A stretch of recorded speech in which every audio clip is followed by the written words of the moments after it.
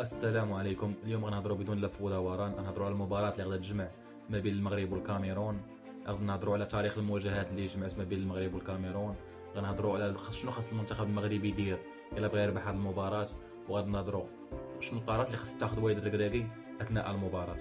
اولا غندوزو لتاريخ المواجهات ما بين المغرب والكاميرون. في المجموع كانت 14 مباراة، 7 انتصارات للكاميرون وثلاثة للمغرب وأربع تعادلات. يعني حتى في تاريخ المواجهات الكاميرون تفوق على المغرب. ونعقلوا باش المغرب كان مغلوب بجوج، هبط داك الدري من الجمهور المغربي، شاف المغرب ما قدرش يسجل، هو يهبط يسجل هو براسو. يعني حتى في تاريخ المواجهات الكاميرون تفوق على المغرب. هادشي كيبين ان المباراه غتكون قاصحه وغادي تكون صعيبه. ولا بغينا نهضروا بكل واقعيه، الماتش ديال الكاميرون راه ماشي ساهل، حيت هذا المنتخب راه معروف بالقوه البدنيه، بالضغط وباستغلال الاخطاء.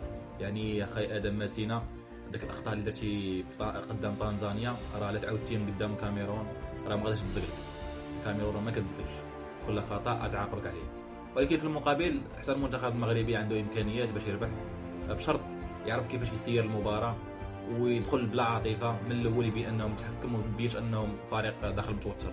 واول حاجه خاص المنتخب المغربي يديرها هي السيطره على خط الوسط، حيث الكاميرون كيلعب وكيبغي انه يلعب الاحتكاكات الفرديه في الوسط باش يسرع اللعب.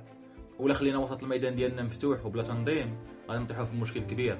خاص اللاعبين يعرفوا كيفاش يحافظوا لا كره وكيفاش يخرجوا بها، وما يتسرعوش في الباسات باش تي باسات تكون بعقلها. وسط الميدان هو اللي غادي يحكم واش المباراه تكون صالح المغرب ولا تكون صالح الكاميرون. ثاني نقطه واللي هي مهمه بزاف، هي طريقه الهجوم. ما خصناش نعتمدوا غير على السرعه ولا المرتدات، حيت الكاميرون موجده راسها لهذا الشيء، موجده راسها لهذا النوع ديال اللعب. يعني كما قال اللاعب الكاميروني في الصحافه، يعني حنا غندرسوا الخطه ديال المغرب كيفاش تيلعب ونشوفوا التحركات ديالو، يعني يكون واجد. خاصنا نعرفوا كيفاش ندوروا كره وكيفاش نغيروا في الريتم ونلعبوا بين الخطوط، زائد المحاوله ما امكن في الهجمه نجروا الخصم عندنا، نخرجوه من منطقه الدفاع باش خلينا واحد المساحات. وهنا خص تبان الفاعليه ديال الهجوم في انه ما يضيعش، حيت راه ضيعتي غادي تستقبل.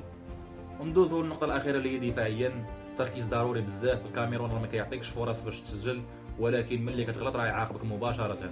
خاص المدافعين يكون بيناتهم واحد التواصل وواحد الترابط وواحد الانسجام، وما يكونش تسرع في اخراج الكره، خصوصا في بدايه المباراه. خص يبين انه كيعرف كيفاش يخرج الكره وانه ما داخلش متوتر. اخيرا نهضروا على الكوتش وايد الركراكي، خص يكون حاضر ذهنيا طول الماتش. الا بان شي خلل خصو يدير التغييرات في وقتها، وما يبقاش مربوط بالسميات، هذا راه كيلعب مزيان ولا هذا سميتو كذا. خصو يدير التغييرات في وقتها ويعرف ان التشكيله خصو يدخل بها، شنو هي احسن تشكيله ديال 11 اللي خصو يدخل بها باش يدخل الماتش مزيان، وحتى في التغييرات. وفي الخلاصه ربح الكاميرون راه ممكن، ولكن خاص المنتخب المغربي يلعب بالعقل وبالهدوء وبالتركيز. ماشي الماتش ديال الاستعراض، ولكن الماتش راه ديال النضج التكتيكي.